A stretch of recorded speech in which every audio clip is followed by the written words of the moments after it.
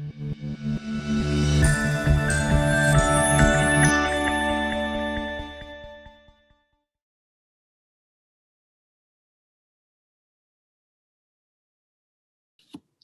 right, that's a minute. I waited. So good morning and welcome again to NCBOLD. This is day 2, and I trust that you all have had some awesome learning experiences the last day and this morning. This session is called Say What? Streamlining your communication. So I hope you're in the right spot, and I hope you're ready to talk and have a good conversation. I do want to say that I want this to be as interactive as possible. Would love to hear from you in the chat or even on the mic as we get going. I have several things I'd like to share with you all today, just from my experiences, and hope to get to learn from you all as well. A little bit about me, though. My name is Lydia Richmond. You can find me on Twitter at Mrs. L. Richmond. I have been in education for 21 plus years. So I started a long time ago, feels like now, and was in the English classroom. In the classroom, I also have taught Spanish accidentally, and then have worked in professional development. I worked for the North Carolina Virtual Public School for a little while, and then made it back into the regular four-walled classroom a couple years ago, and have moved into administration. I'm an assistant principal at West Rowan High School, and absolutely love my job, love what I do here at the high school, and just really get energized every time I come to work. Today is my first day back after having been at the beach for a week, so I'm refreshed and excited to be here again. I do have 4 children. One is a junior, and then I have 5th, 3rd, and 1st graders. I have a husband who is a math teacher. He's been in education a little bit longer than I have, and he had been at the high school level for a good long time. We worked here together. I got the administration job, and he had to move to middle school. So he made that transition last year, and but he is an excellent math teacher. And then we have 2 cats, 2 dogs. It's a crazy house, very busy, very full. Excuse me, one of my favorite things to do is to craft. I have an attic that is dedicated to crafting, and so I spend a lot of time up there. And this year, my sister and I have a goal of running 21 5Ks, so 21 and 21. And so I attempt to get out there and move. It's not necessarily running. Sometimes it's just walking. But that is one thing that we are doing this year, and we've done it before. A few years ago, we did 19 and 19. We did 14 and 14. So it's just something my sister and I like to do to make sure that we stay healthy and stay in shape. So I'd like to know a little bit about you. If you wouldn't mind, over in the chat, if you will give me a quick who you are and where you're from. I know there's only 3 of you in here, so we have a small group, but I'd love to know who you are and what you do. All right, Mr. Tedder, principal intern at Jones Elementary in Mount Airy. Awesome. Thank you for sharing.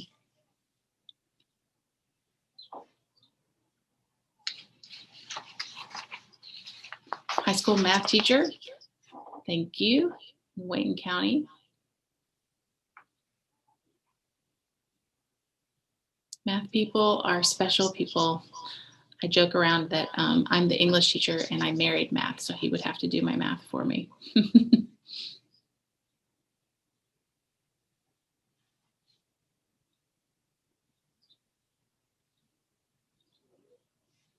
I don't write his papers. That's a good question. I don't write his papers, but I do read them.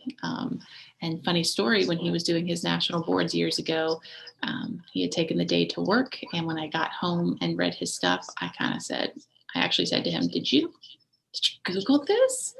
And no, he had written the whole darn thing. And so I don't know if you're a fan of the movie Old School with Will Ferrell, but there's a moment where he's in a decathlon kind of thing and he's doing a debate, and he suddenly just goes into this zone and says all the things perfectly. And so we joke about how Aaron is my husband's name, that he has old school moments where all of a sudden it just flows out perfectly. He doesn't enjoy it, but he can do it very well. So as we thank you for introducing yourselves and letting me get to know you a little bit, but I do have another question for you, and that is, out of these 10, what would you say is the best chocolate bar ever? And if yours is not represented on here, please do share. Sorry, Dalton says a 2, Reese's. I'm going to have to agree. Okay, we're number 2s here.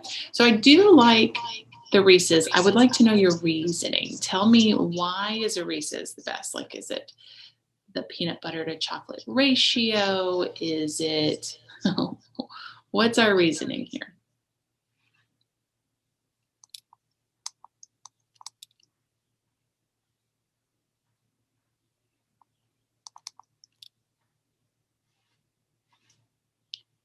The big cup Reese's is better.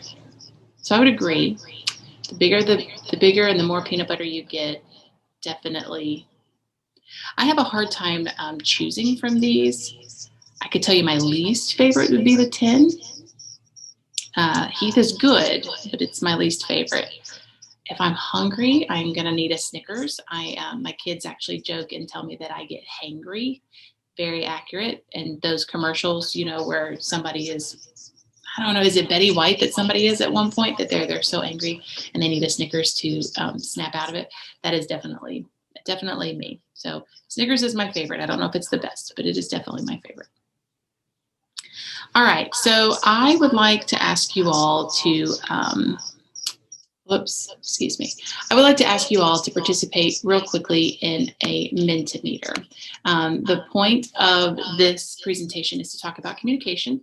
And so I'd like you to think about communication and what you think about when you hear the word communication. So I do have a code on there, and I have a QR code, if that's easier to grab, to ask you all to go and fill that in.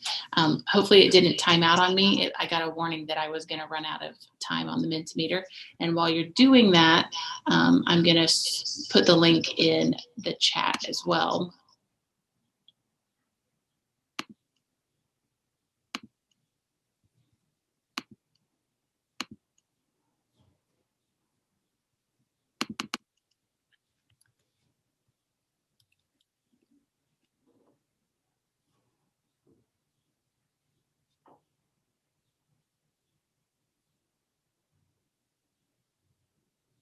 I'm going to stop my share for a second and then go over here and get it.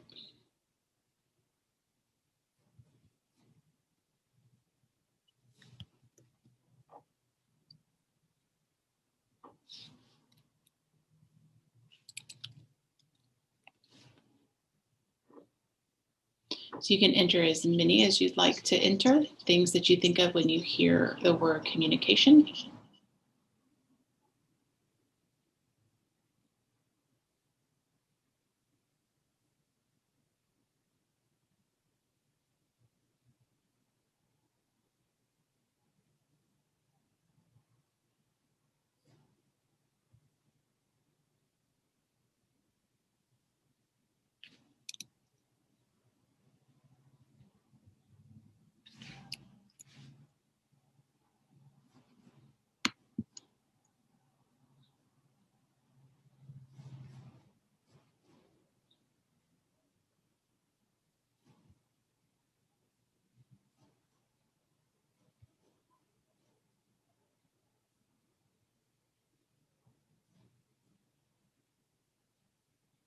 All right, so here is what you all are saying. I'm seeing how you speak or interact, talk, phone, body language, tiptoe. Interesting. I like that. I want to talk about that more. Social media, reading between the lines.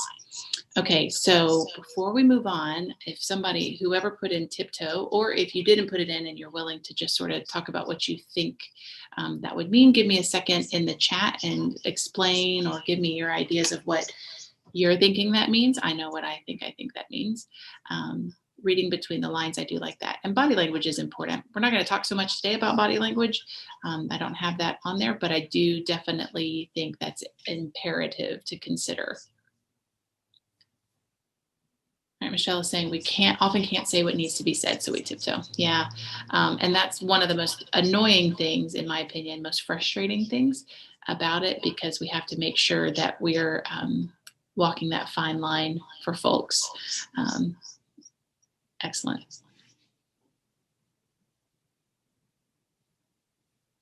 So, as you all likely remember, we well, actually, just got ahead of myself. So in public education today, I found this quote and I thought it was cool and I wanted to share it with you all. It says, in public education today, we need all the support we can get from parents, community, and business leaders, elected officials, and others. We build that support through strong communications by involving everyone in the process and keeping our eyes on the mission at hand, preparing our students for the world ahead. And that is what has really stuck with me. That's one reason I wanted to have this conversation today with folks, like-minded folks, is some things that came up for me when I was thinking about communication. So I'm a parent of four that are school age. I'm a building administrator. I still consider myself a teacher. And there are so many things that could go well, could go better with communication. From both a parent standpoint, a teacher standpoint, and then an admin standpoint. And I think that once all of those things are in the same realm and working together, then we are doing a better job and a better service for our students. And so if we are better at communicating with one another, then our students will benefit from that. We learned a lot of lessons from COVID, obviously. So in talking with my own principal, we were thinking about what the reasons are for having good communication and how it all interacted or applied to what we witnessed with COVID. And so, of course, COVID was a year now, more than a year and a half of confusion. Nobody knew what to do. Nobody knew how to be prepared. Similar to a crisis plan, we have those at our schools. We have in place what we're going to do if there's an issue on campus, but nobody was planned for COVID, right? I don't know that anybody had the perfect plan in place or the perfect lineup of what to do. And so when we got the note that we were shutting down, everybody scrambled into action, but I don't know how well anybody did or how perfectly anybody did. I know at least at my school, we had to suddenly figure out how to pull everything online. Luckily, our school system is 1-to-1. I'm in Rowan County. Luckily, our school system is 1-to-1. So the students already had devices. We didn't have to scramble for that purpose, but we did have to sort of figure out how to suddenly shift for, maybe it's going to be 2 weeks to now maybe it's going to be a month. Now it's the rest of the year. And then, of course, we spent all last summer preparing for this past school year where, at least in our school system, we were A/B day. So we had students who were here only 2 days a week and then home the rest of the week. And that was really difficult for everybody. So how do we even know how to plan for that?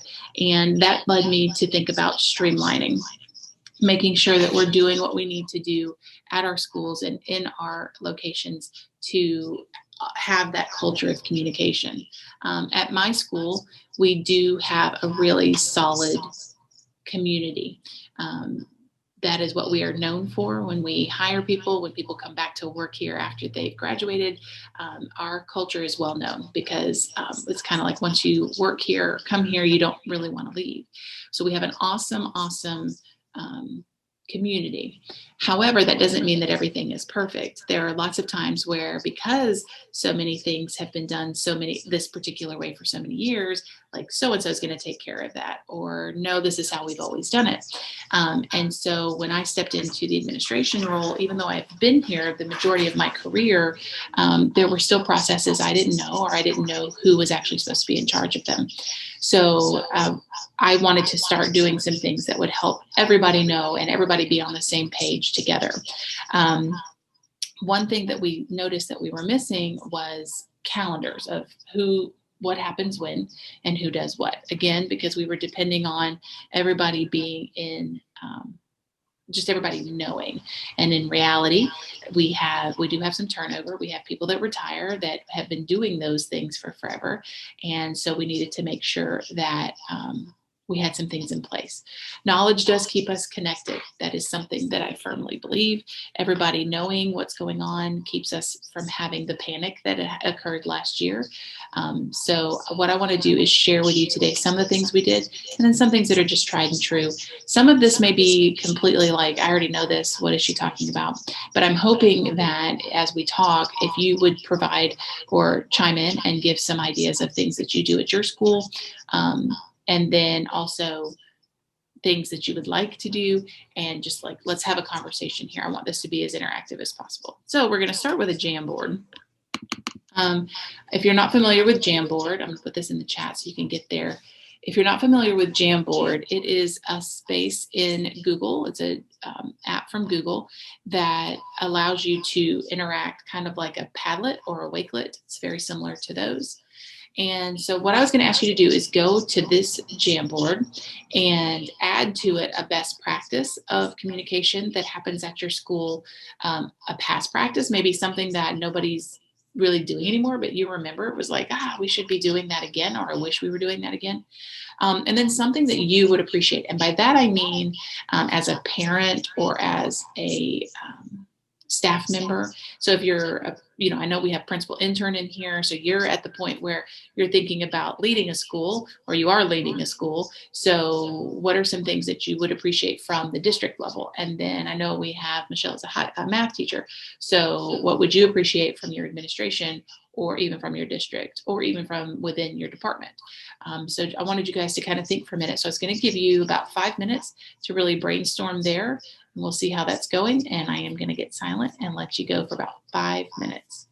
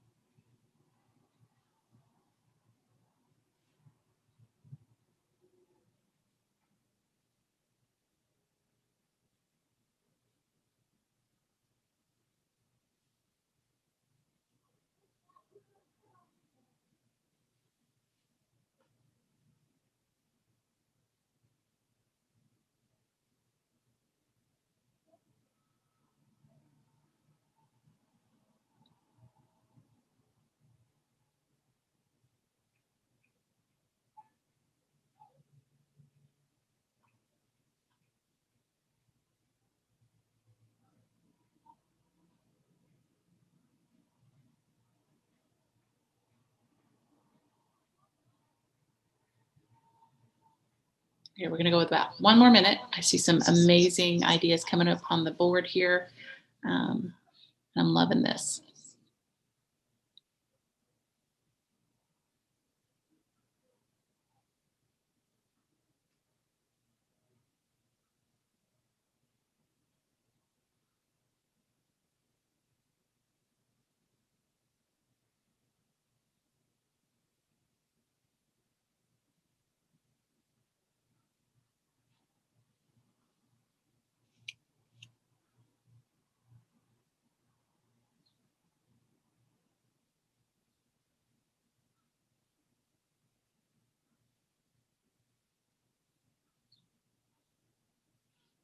Perfect.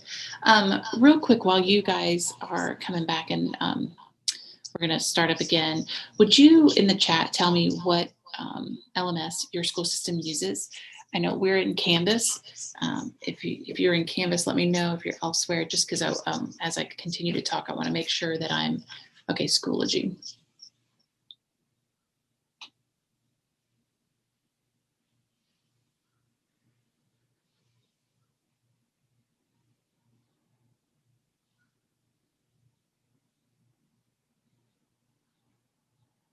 Oh, interesting. You get to change to choice. Oh. This year it's now. Gotcha.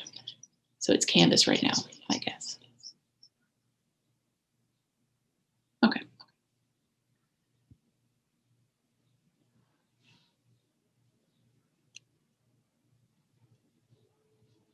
So as we continue here, I wanted to just quickly say that I'm going to go over 3 types of communication that we could be having. No, it was for everyone. Camps, got it. Okay. And who knows for next year? Isn't that education? I know our school system's sticking with Canvas at this point, but like you said, who knows what will be happening, because it always does change. So we are going to look at some tools to work with parents, to work with students, and to work with staff. I wanted to sort of let you know that I put the star next to staff because I'm going to spend a little more time there since this was geared toward administrators. However, the things that we talk about with staff can apply to multiple types of audiences. The bottom line here, however, is that I want you to remember that I'd like this to be as interactive as possible. So please use that chat. If I'm talking and you think, oh, this is what we've done, or this is something that I like to do, please share that so that the whole group gets that conversation. But also the importance of knowing your audience. So I'm going to talk a little bit about social media. That was one thing you all said in the Mentimeter, was that social media could be part of communication. Yeah, let me fix that. It's my fault. Let me see here. I have my iPad open because I was trying to see if that works. I was trying to be able to see what I was doing, but I am going to rely on myself here. Let's see. See, is that better? Is that better? I apologize about that. Hopefully that's okay. Got it. I didn't know if you all could hear that, so I really, really do apologize for that. So anyway, what I was going to say is that we're going to review these tools. We're going to look at these things. They can apply across the board, but it is important to know your audience. So as I talk, some of these things are geared specifically toward the particular audience. Some of them can go any direction. So we're going to start with parents. You already mentioned things like Connect Ed. You all said that on the Jamboard. You said things like using Google Docs, not Google Docs, websites, making sure that things are updated. We use Facebook and Twitter and Instagram here through my school. Facebook is more for the grown-ups. Twitter is for some of the grown-ups, but Facebook is really aimed more at the parents. Connect Ed is important. That is our robocall type program. If you're not familiar, it is run through Blackboard. We can send emails, texts, and phone calls that way. That seems to be one of the fastest things. We do it regularly on Sunday nights at 6:30. We have a message go out that goes definitely to email and phone, and then sometimes we add in a text because those are so much shorter. And so that will be for things like, don't forget, we have this tomorrow, just really quick reminders.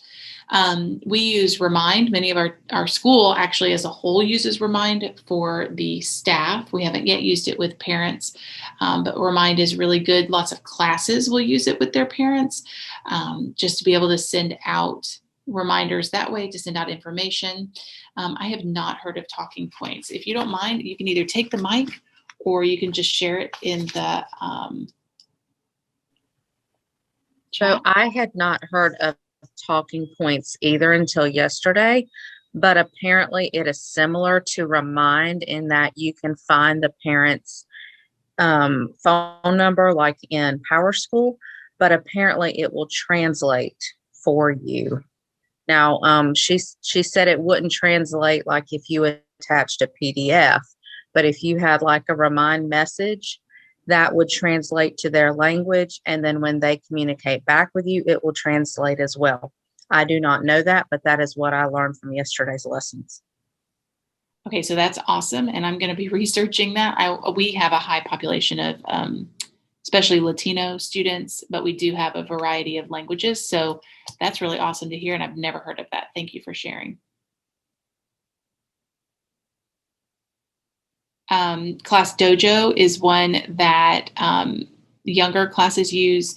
At the elementary school here in our county, at least for my children use Class Dojo. I like it as a parent to be able to go back and forth with the teacher pretty quickly. Seesaw is what the younger ones use. Google Docs, so simple, so easy to use, so easy to update. Our summer frequently asked questions have been on a Google Doc so that parents can just go to that. So we linked it off of our school website, and then we've updated as things have changed. For instance, for a while there, we weren't sure, of course, what was exactly going to happen for open house, what we were allowed to do this year. So we've been able to update that as the summer has gone on, and parents have been able to check that.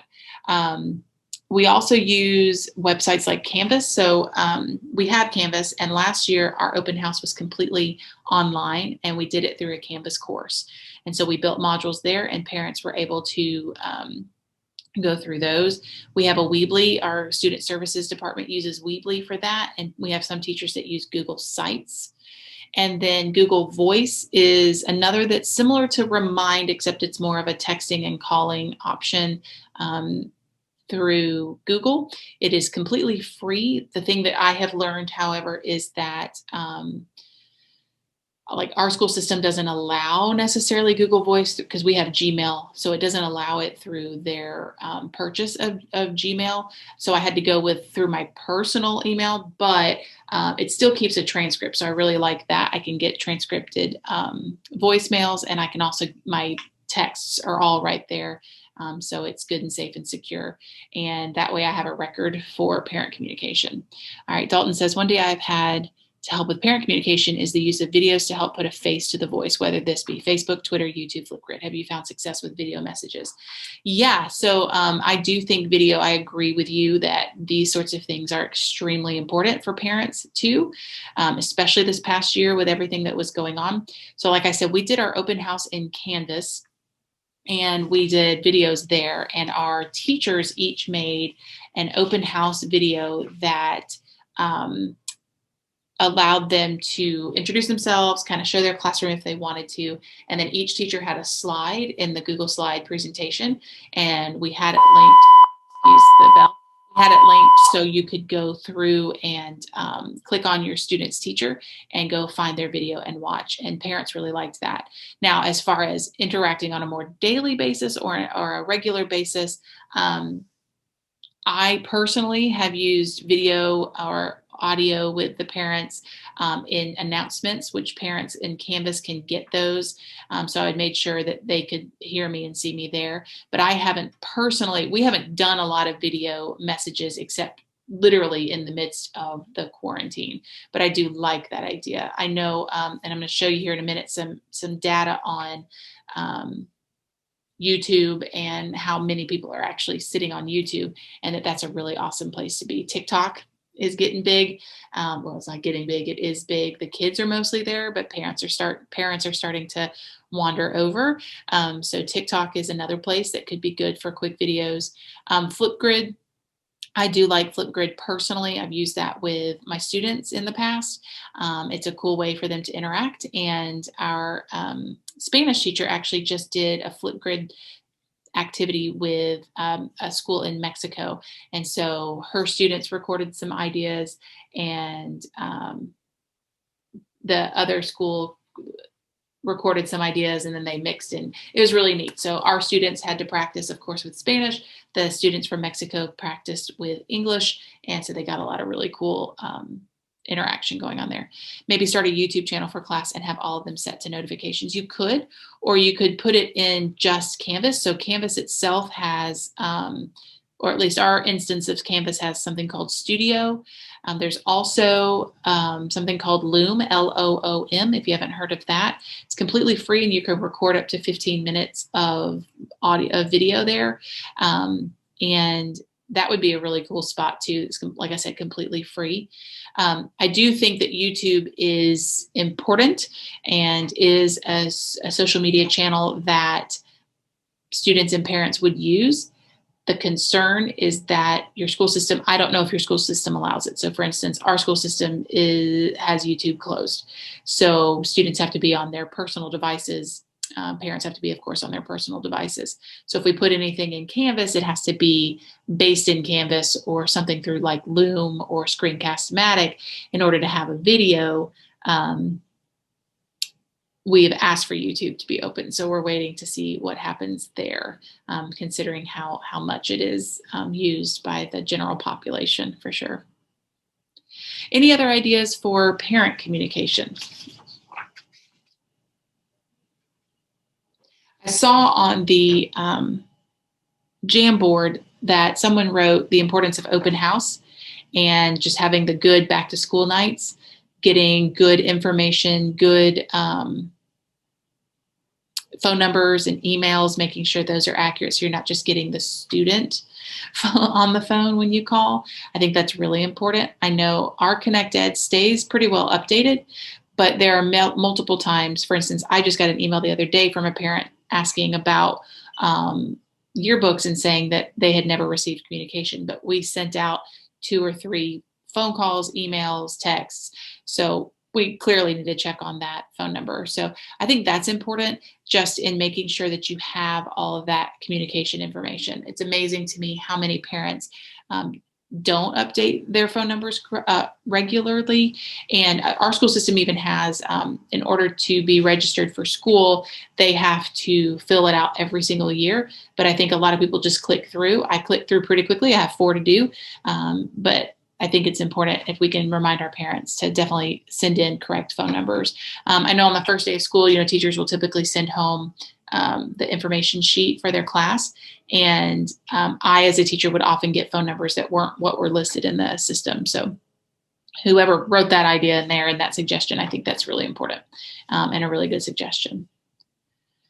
So let's talk for a second about social media. I did some research, and you'll see that Instagram, as of January, has 1 billion plus users. Now that's worldwide. But that's a lot of users, and that's a lot of people on Instagram. What we are finding is that, and I'll talk about this in a second, our students are mostly there. Facebook has 2.8 billion users worldwide, 69% of the US. That's 6 out of 10 people use Facebook on a regular basis. This is as of earlier this year or late last year. So Facebook is big. And then YouTube is still number 1. 81% of US adults use YouTube or are on YouTube on a regular basis. I share this because I want to point out, and you all said this in the Mentimeter, that social media is part of communication, definitely. And so I think I'm a social media enthusiast. It's one of my favorite things to do. I like to make graphics, and I'm the person that puts this stuff out for our school. I do firmly believe in using social media. That doesn't mean that I think we should do away with those open house nights and those important face-to-face opportunities. But I do think that if we're not thinking about social media, we're missing out. I think that Twitter, even though it's not listed, I know some classes that use Twitter, and they've set that up with their students. And so they know, their students know they can go to Twitter and get, regular updates and so on. So I wanted to point that out. By teenagers and young adults, if you look here, teenagers and young adults, this is like 25 and under, 80% of them, or almost 80% of them, are using YouTube. And then you can see that Instagram is very next, 60-some% there. Facebook after that, and Snapchat's kind of tied with Twitter. So the kids are definitely on Snapchat. I know my teenager is mostly using it to send streaks every night. I don't know how familiar you are with Snapchat, but ultimately streaks are just their way of interacting with each other, and they want to have the longest streaks ever. So I think she has 400 some days worth of sending streaks to her buddies, and she just takes a picture of herself and sends it. And usually I think they're dumb looking. She thinks they're funny. She showed me one from last night. I said, "What is that a picture of?" She said, "It's my streaks." Okay. Sometimes it's a picture of like her wall. It doesn't really matter. But the kids are on Snapchat. I, for one, am not a fan of using that in an educational setting simply because there's no record keeping there. So things disappear. And I just think that's dangerous when it comes to interacting with kids. So I think Snapchat is it's good to be knowledgeable of the fact that the kids are there and they're using it. But I don't know that would be where we would want to put our time. So all that to say, YouTube, Instagram, and Facebook, I would spend most of my time there on Instagram and Facebook. And then YouTube if your school system allows it. This is kind of hard to see. You can see it better if you've clicked into the presentation. But this is a graphic that I found talking about activities that 15-year-olds use digital devices for out of school. So you can see that 57% of the time of every day they are on social networks. So they are hanging out on that Instagram and on YouTube and on potentially Snapchat and Facebook. They're spending a lot of time just surfing the internet, just looking around. They are spending sometime emailing, sometime doing research. They're playing some games. They're only doing 24% of that time is doing schoolwork, and then almost 15% of that time is group communication. So you can get an idea there of where our kids are, at least our high schoolers. All of us sitting in here right now are high school people, so we know this is pretty accurate. Of course, this is 2018. It's probably changed a little bit since then, but just to know that our kids are there and they are interacting that way. One of you said on the Jamboard was using student voice and using student power to get the information out there. And I think that's excellent. So I want to point out that for students, definitely use the Instagram, the YouTube, and potentially TikTok. So our school system last year made some TikToks for the opening of the school year, and the kids both found it what they would call cringe and funny at the same time. So they appreciated that we attempted to reach out to them on the old TikToks, and that we attempted to make that have that avenue for them. Students are also big on making sure that things are quick and easy to access. So QR codes can be handy for them around the school, making sure that they have access to the websites quickly and easily, making sure that on the websites, when you have information there, that it's easy to find. So our school system is dealing with the fact that our website's pretty clunky. It needs some help big time. And the kids struggle to find anything on there. So that's one reason we use a lot of QR codes and bit.lys or things like that to make sure that they can get to them easily. Google Docs and Google Voice, again, I just mentioned those because they are really, really handy. The fact that you can update a Google Doc and have it published to the web and it becomes like a website, it's free and it's super, super easy. What I wanted to say quickly about Google Docs too is with the students, I'm going to show you in a little bit some things that we're doing with our staff, but with the students this year, we're going to be creating a weekly notes kind of thing. So the students and parents will be able to access that. It will be a Google Doc that we just update regularly, and similar to the summertime information that we have been using this summer, we're going to have daily or weekly updates that are going to be like our Connect Eds, but then online so they can be easily found. I know as just a busy human, I often lose my emails or forget the text, but knowing that I can go somewhere and access that information again is helpful. All right, other thoughts about students before we move on to staff. Things that you do with them or things that you have questions about or just want to chat about.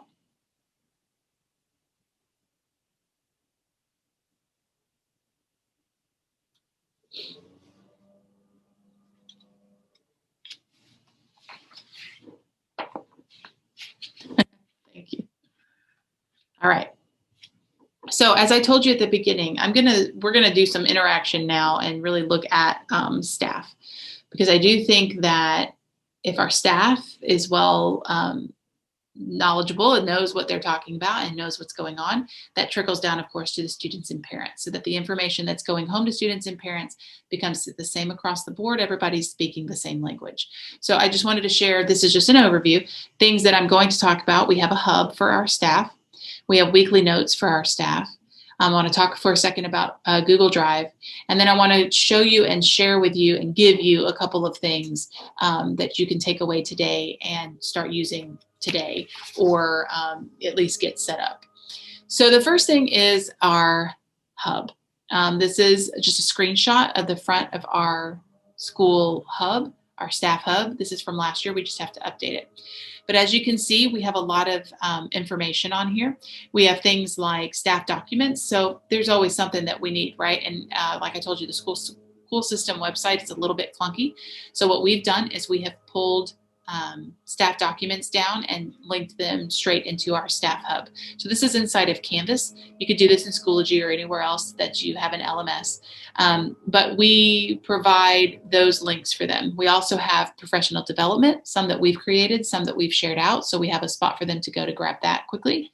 Apps and website resources.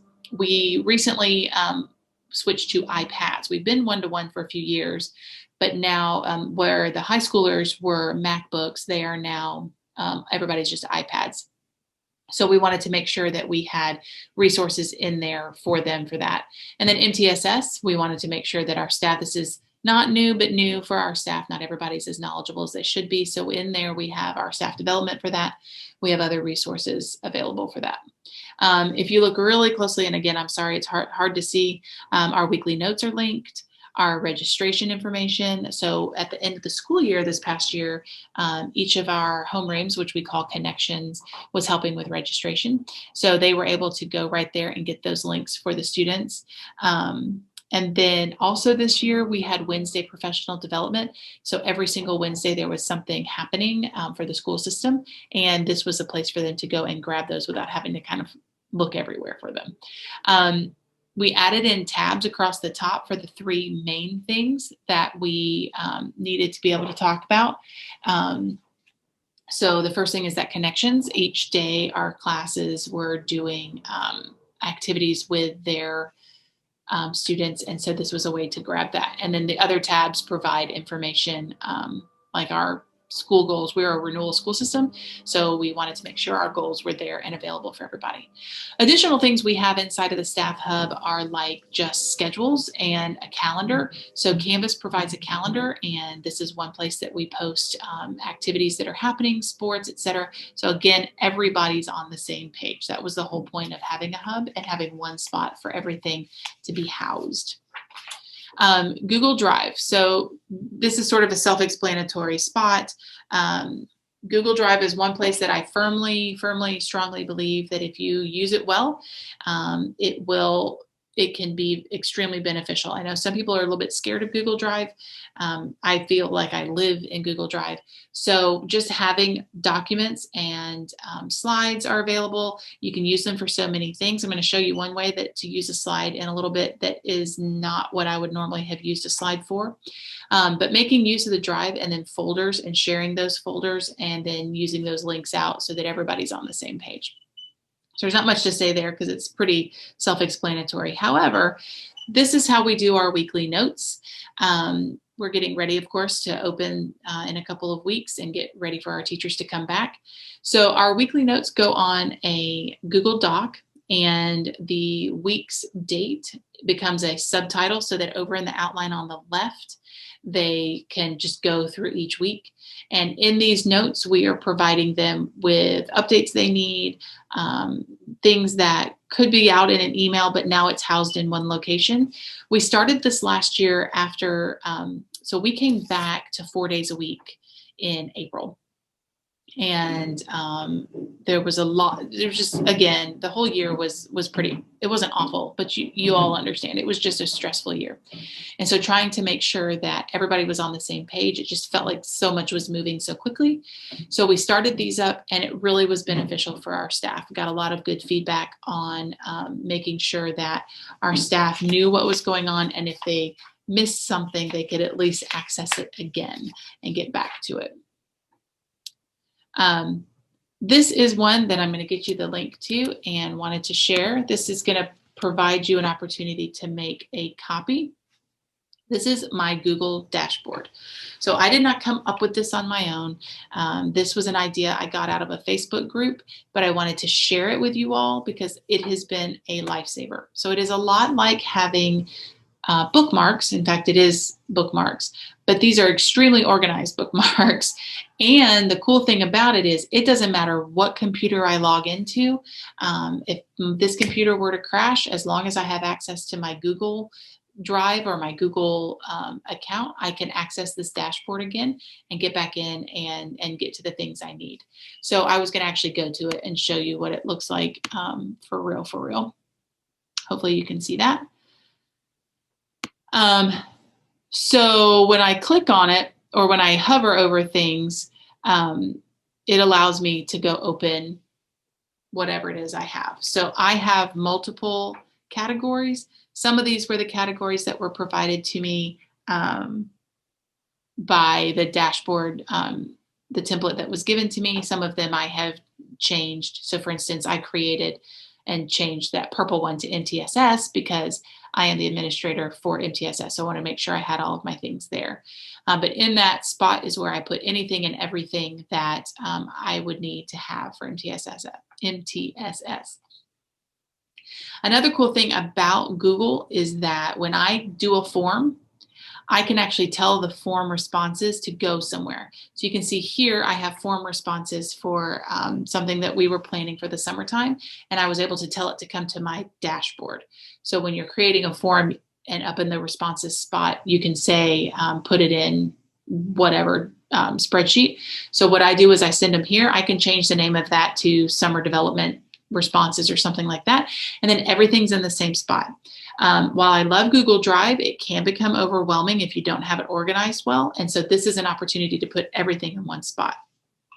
Another way that this has been used at our school is with our student services. That's our counseling department. We started it last year because with everything going on, we had so many Google Docs out there flying around, so many forums, so many responses from students. So we smushed it all into one like this. And now, although we have a lot of tabs on the bottom, it's still just one place for my student services team to have to click and go to.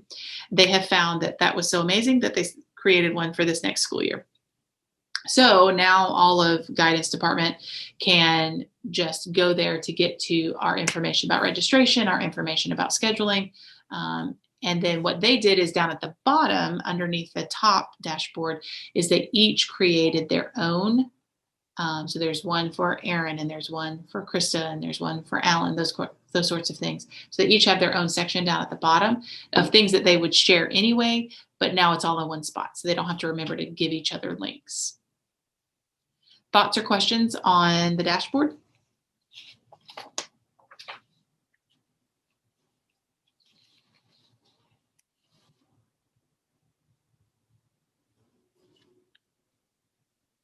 Yeah, and when I saw it on Facebook, like I said, I'm in a principals leadership, I think it's called principals or something like that. When somebody shared it, I definitely grabbed as soon as they were willing to share. How do you link to a tab in a specific sheet? So each tab, like this tab right here, has its own particular link. If you look, it ends in 985 and this one ends not in 985. So you just go to that particular sheet, get that link, and then I would click here and, link it there.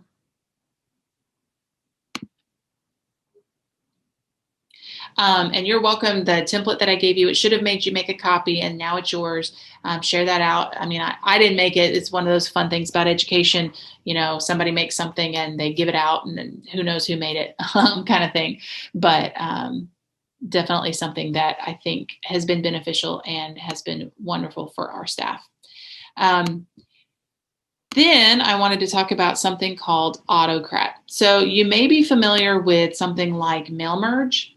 I don't know if you've all heard of Mail Merge, or I'm trying to think what the other one's called, but Autocrat is similar. Autocrat is what is used in Google Sheets. I like Mail Merge, but Autocrat and I have hung out together for a very long time, so my loyalties lie with her. But one thing that we do with Autocrat here at my school is our walkthroughs. So we have our formal evaluations that we do, but we also do walkthroughs. And what I've done is we've created a form with the questions that we answer for the walkthroughs. And as soon as we hit submit, it sends the teachers an email with a PDF, and everything is already personalized for them. So for instance, if it, it would say Lydia, and it would fill my name in. So it's kind of like one of those things where it just fills in the blanks for you. So it would say like, Lydia observed you today on July 22nd. And then it would fill in like what we saw the kids doing today. So I might have typed something into the form, but it's going to automatically put it in that spot on this document for them. So that's one thing that we do, is provide immediate feedback that way for our teachers. We have done bus routes this way. So bus routes are not my favorite thing to do, but we have actually, not bus routes, but bus numbers and bus information for students. So what we did was we got student emails, and they all have a student email in our system. We created a spreadsheet where, and I'm going to show you this in just a second, but we created a spreadsheet with their name, their email, and what bus number and what time to expect the bus. And then we made the Autocrat happen, and it sent each kid an email that then said to them, "Hi, Lydia, you are riding bus 396. It's going to pick you up around 7:15 in the morning, and you'll be dropped back off around 3:45. So it was a quick way, instead of having to send hundreds of emails separately.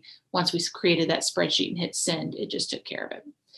You could do class assignments this way. So our school has done things like seminars. So where students go something that they've picked out rather than an actual class.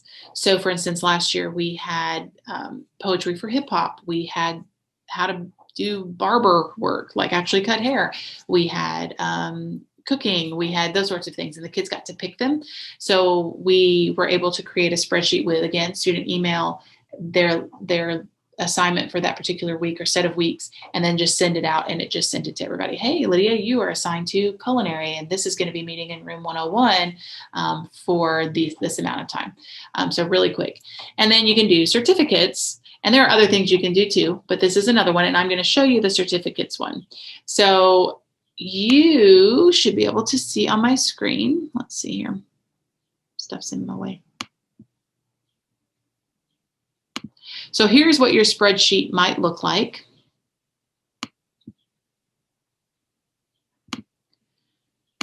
This is coming out of, and you're going to get to play here in just a second. This is coming out of a form that was created. And so it's going to put in a name, an email, the date. And then what happens is, so you'll go up here and you have to get the add-on. So you'll go into Google, get add-ons, and it's called Autocrat. And then once you do it, you launch it. I have a video I'm going to share with you that tells you how to do all of this.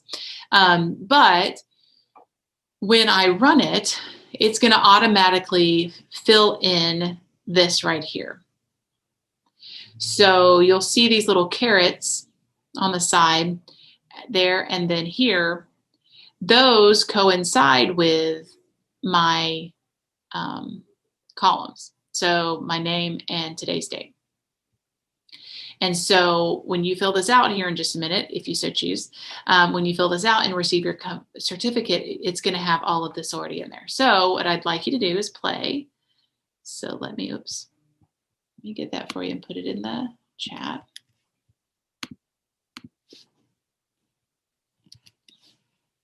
Take a second and fill that out, and then you'll have to check your email, and you should receive a present. And then while you're doing that, I'm going to get you the link, which I thought I put in here. So while you're doing that, I'm going to stop my share and get you the link to the video.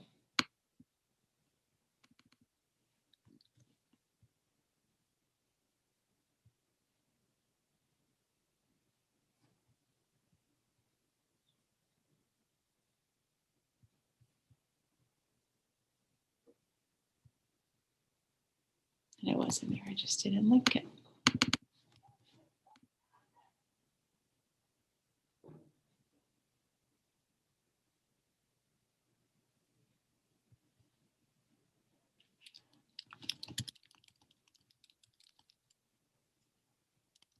Isn't that fun?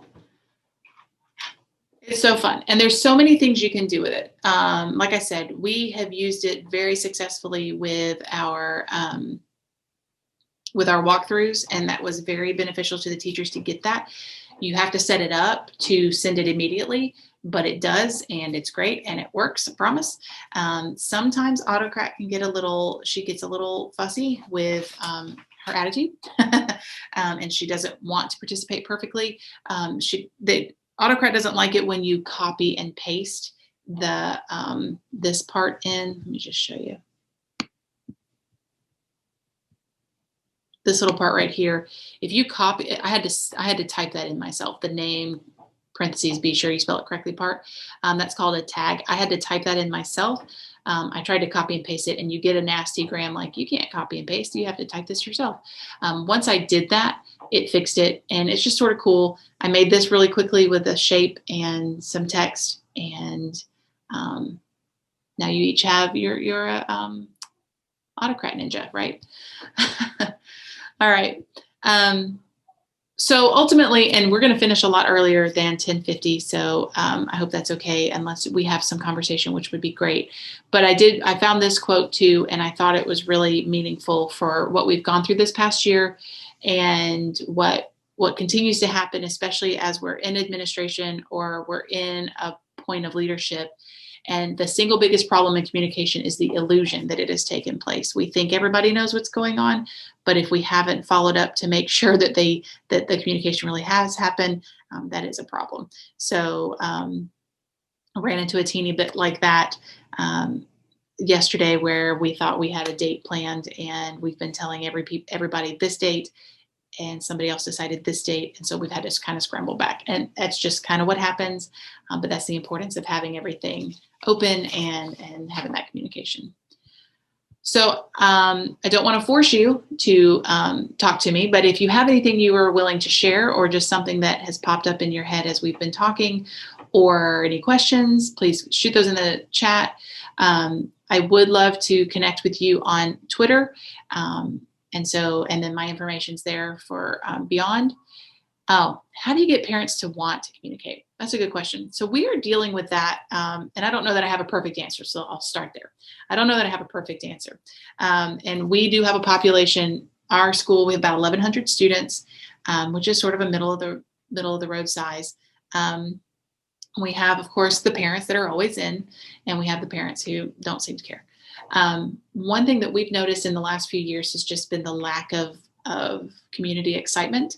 So we are working very hard right now. Literally, I have a team down in the media center working on things that are going to help build that community again. And I think it is keeping them in the loop. And then additionally, I think one thing we do as educators accidentally is we only call when things are bad. And I think that we only call when there's a problem, and it would be beneficial to do the opposite. I think somebody wrote on a Jamboard the importance of those first phone calls, or just phone calls in general. We do rely, I think, so much on everything being email or social media, but picking up the phone will absolutely get me talking about my kid faster than getting an email, right? If a teacher calls me and wants to talk to me, let me just step back. My 8-year-old is a little bit of a spicy little guy, and he got in a lot of trouble this school year. We just went on and on with trouble. And she would tell me every now and again via dojo that there was a problem. But when she called me, that really ramped up. I mean, obviously I'm involved in my child's life, but it really ramped up my we need to talk now kind of thing.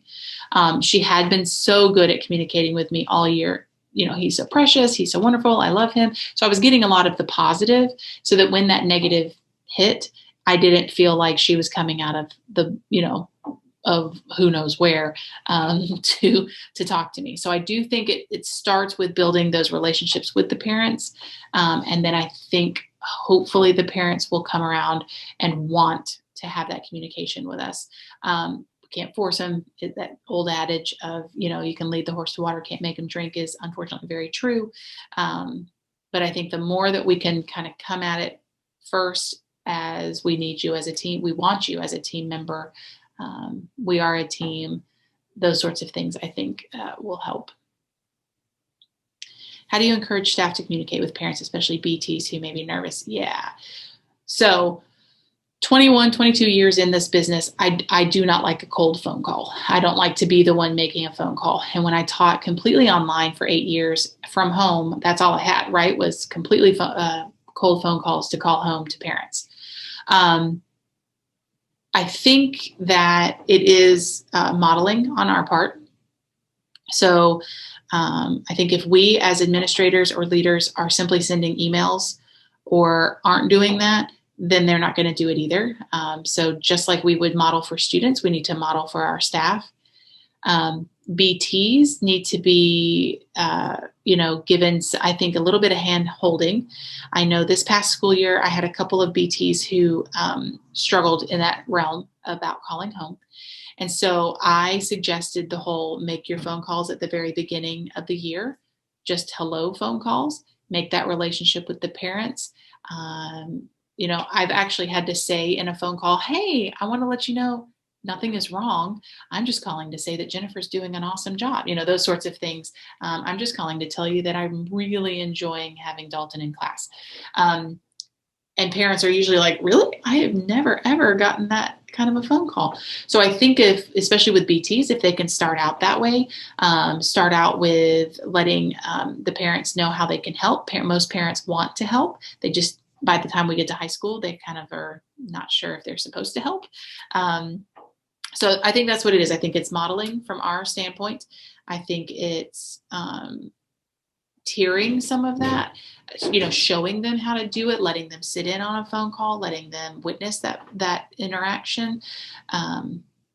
We at the MTSS level, so one thing that we noticed this past year was we would get students needing to go to tier 2, but we would find out that the staff had not interacted with parents at home. So that's going to be part of our MTSS plan this year, is that while, yes, we as administration or the staff as student services or as MTSS team, of course, we will support that child. We will step in and help. We are not going to do it until the classroom teacher makes a connection. So that's going to be a real push this year. Obviously, we're not going to be horribly mean or something, but we are going to, there needs to be evidence of Michelle having called home, right? We need to have that evidence before we call home, because I don't like those cold phone calls anyway, and I don't want to call home and find out that nobody's ever reached out to them, which is what happens sometimes. I don't know if that answered your question, but yeah.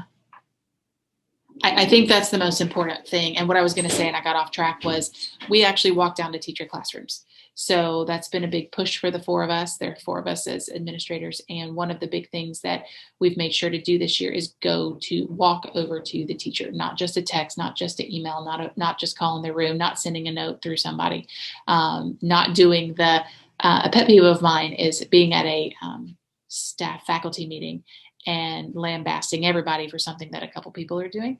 So instead, we're walking and talking actually to those individuals that need a moment of private conversation. I think that's a really big deal, and a really important piece to the puzzle, is making sure that everybody feels like they're part of the team, and not being yelled at because one person did something, and then having that decency too of doing it privately, having that conversation privately first. Before getting bigger. And I come a lot too when I talk because I don't like confrontation. So when I have to talk to somebody, I come at it from a question first kind of situation, like, hey, I noticed this is happening. Can you tell me what's going on here? And then a lot of times I get way more information than if I came at them more like, you were late. Why are you late to school? Kind of thing. So yeah. As you guys are maybe writing something else in, I do need to remind you to sign in for this session. Here is the code that you can scan, and you should be able to sign in so that you get your certificate for this session. I feel like they might be using Autocrat, by the way, to make these certificates. But yeah, so there's that information for you. And then in just a second, I'll give you the link for feedback on the session. I have enjoyed having you too. I know it was a teeny little group, but I think that we talked about a lot of good things, And I hope that you at least got an idea or two to take back with you and work in your classroom or with your school. And then I'm going to get this link for you and put it in the chat. You may already have it. I'll go back to that code, don't worry.